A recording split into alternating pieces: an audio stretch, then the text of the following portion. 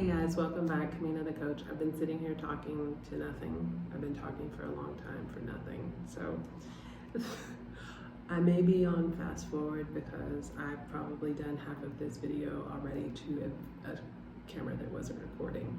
So you may, if you feel like I'm talking fast, it's because I've already done this video and I'm a little frustrated.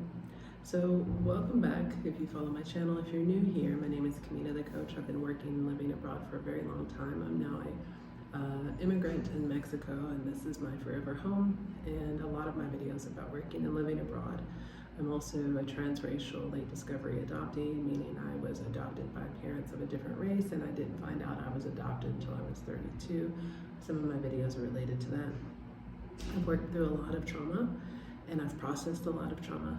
A lot of my videos are about that. So it's a mixed bag, pick and choose. I've tried to categorize the videos. This video, though you may want to click away if you're a man, I encourage you to watch.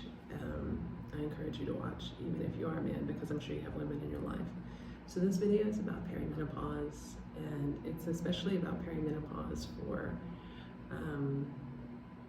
AuDHD women. I'm an AuDHD woman as well. I'm autistic and ADHD, and living in underserved communities or without insurance, who are struggling or suffering. I am really struggling and suffering in perimenopause. I live in rural Mexico, rural Oaxaca, Mexico, and I am struggling to get the care I need. I found out about hormone replacement therapy,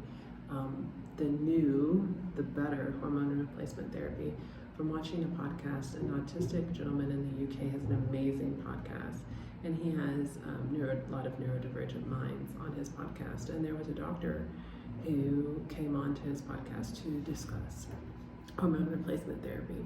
So just a little bit of history. The reason why hormone replacement therapy gets a bad rap is because originally hormone replacement therapy was derived from the urine of pregnant horses. And this is not the same chemical formula of your body. And if you're vegan, by the way, they do generally kill the babies after they have been born, which doesn't appeal to me. It's also generally not well tolerated, especially for us sensitive people. If you have ADHD or autism or any form of neurodivergence, you may find that these are very harsh. I've never been able to take birth control pills. Hormones have always made me feel a little bit crazy, and that's because these are not bioidentical hormones. What does bioidentical mean? So you can find your body's hormones in lots of plants in nature.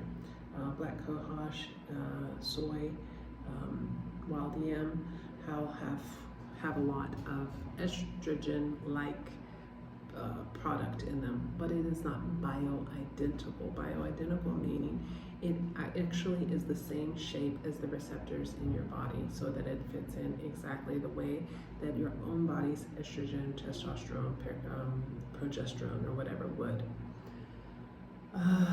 The old school hormones were not that, and they caused bad reactions. They caused stroke, heart attack, and cancer. And that's why hormone replacement therapy has gotten a bad rap. Do you need hormone replacement therapy? Yes, of course you do. A woman's genitals will essentially atrophy, will cease to exist at some point without, if she is not supplementing hormones. A woman is at risk for cancer and other uterine issues as she loses progesterone. So as a woman begins to approach menopause, her estrogen is doing this and progesterone is doing this. Progesterone is to help the body to shed the lining of the uterus that estrogen has caused it to build up to prepare to have a baby. And doctors have widely said that a woman doesn't need to supplement progesterone if she doesn't have a uterus, which is BS. So, long story short, without all the science, because you may not understand it because it's quite convoluted, does a woman need hormone replacement therapy? Absolutely. Just any old hormone replacement therapy? No. Are all doctors versed on it? No. I asked my doctor here for bioidentical estrogen while I was waiting for my test results. She gave me estrogen derived from equine urine of pregnant horses, and it gave me thrush, and I immediately threw it in the trash. I asked for bioidentical, and she's like, yes, I understand, but obviously she didn't understand. She also, there's a very long list of all the possible, oh God, and if you are any form of neurodivergent, especially if you've been high masking and doing a good job, a relatively good job of high masking, this becomes the time where the mask has to fall away because I'm so overwhelmed.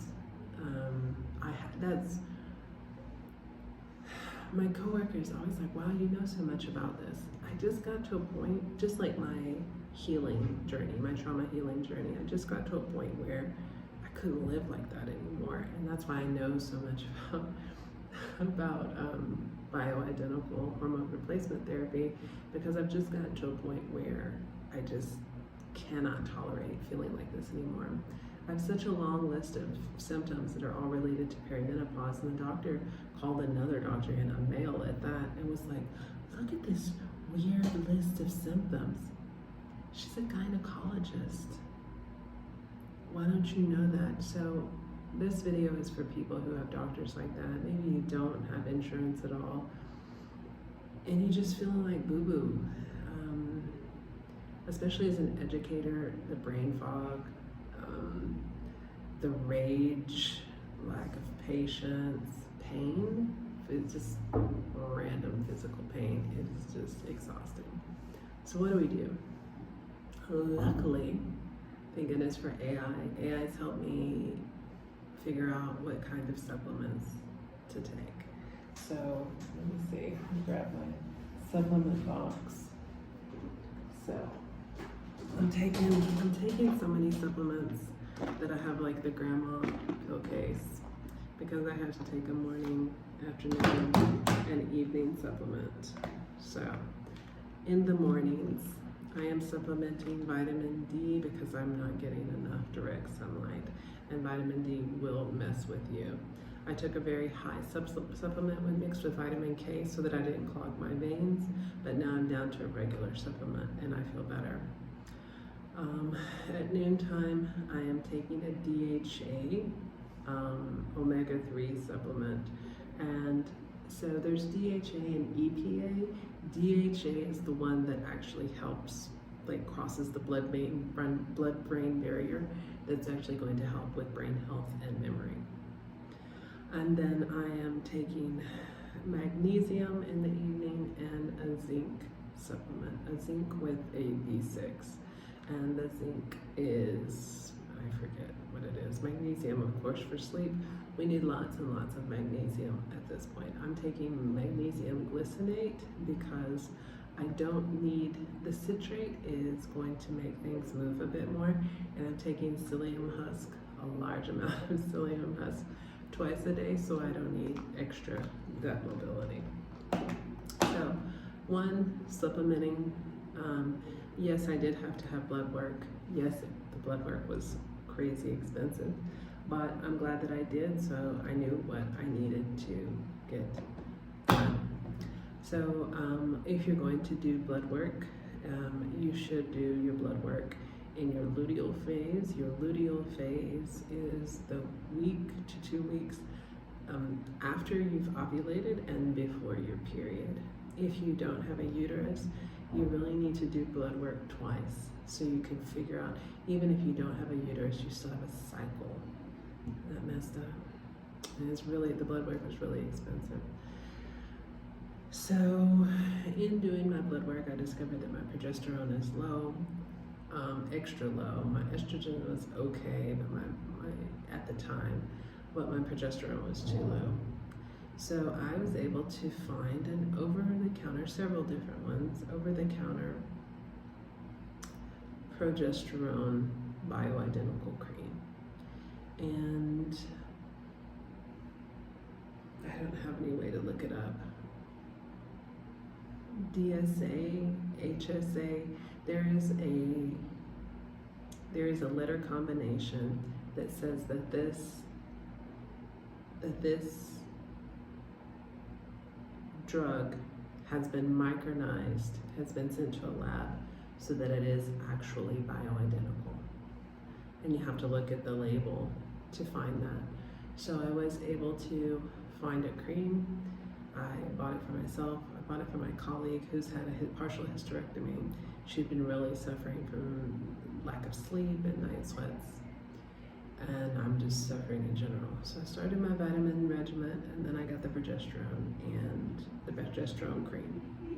And it's expensive, but it only takes a little bit. A quarter of a teaspoon, I believe. Quarter teaspoon.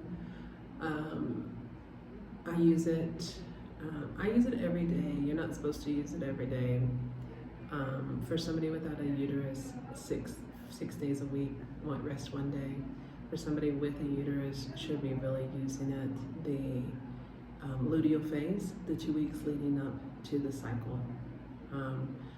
The shittiest, I was feeling really, really bad during those days. This progesterone cream is just like, the way I describe it to people is if, because I'm an educator, it's as if like there's a whiteboard that has a lot of writing on it, and the progesterone cream is as if somebody took a eraser and erased all that fuzz out of my brain. It's amazing. I feel so much better.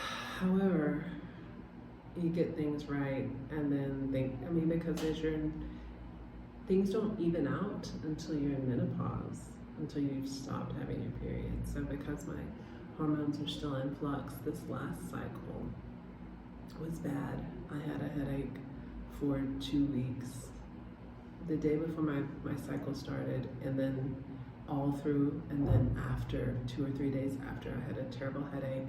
My blood pressure was crazy high, and I've started breaking out. So I recognize that I'm going to have to add bioidentical estradiol, which is estradiol to the mix.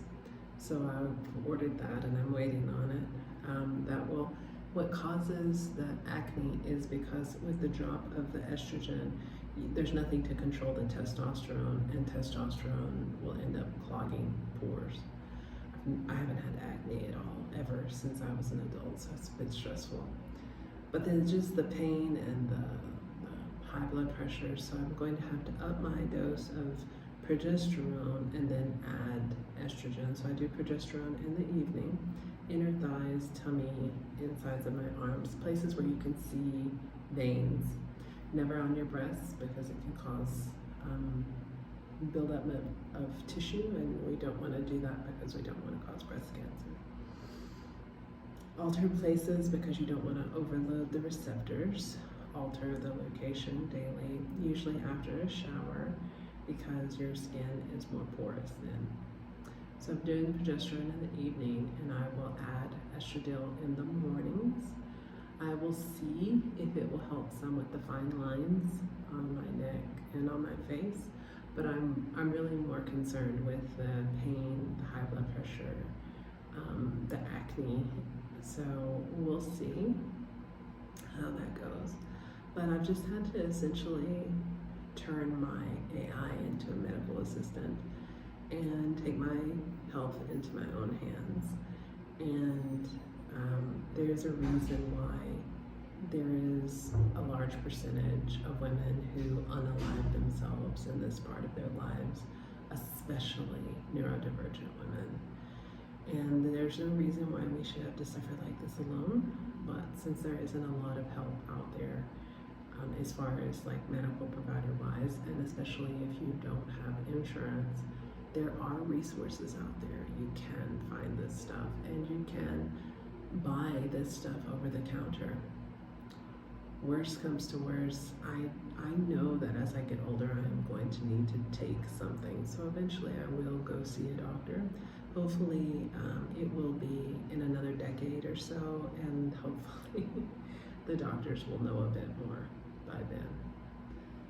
Fingers and toes crossed. So Supplementing now, also I'm whole food plant-based. I don't call myself vegan because I will occasionally have honey, I will occasionally have cheese, and I do own leather products. So vegan, I think, is a political term for me. I'm whole food plant-based for my health. The earth and animals as well, but primarily for my health. So diet was already a big thing for me. I drink more than 2 liters of water a day. I rarely drink sugary drinks. I have stopped drinking. I might drink once a month. I don't smoke. I have physical activity most days, not rigorous, but most days. I make my own food at home, so all of that helps as well. I supplement, and then there's the bioidentical hormones. Is it cheap? No, it's not cheap, but it is cheaper than going to see a doctor if you don't have insurance. And really, what is the price tag that you can put on feeling like a human again? And I definitely feel like a human again, so I can't put a price tag on that personally. Is it frustrating? Is it constantly changing? Do I have to constantly have to calibrate? Yes, I do. But it just is what it is. There is a way. You can do it. You just have to have the desire to do it. Don't give up. Don't quit on yourself. And don't quit on the people that you love. You might, if you're a man watching this, please show this to a woman that you love who's struggling or suffering. If she's constantly lamenting, maybe she needs a little help, a little boost. So I'm going to leave it at that. There is something out there that you can do that will make you feel better. And until next time, my name is Camila the Coach, sending you love, light, peace, peace. Enjoy. Until next time, I'm out.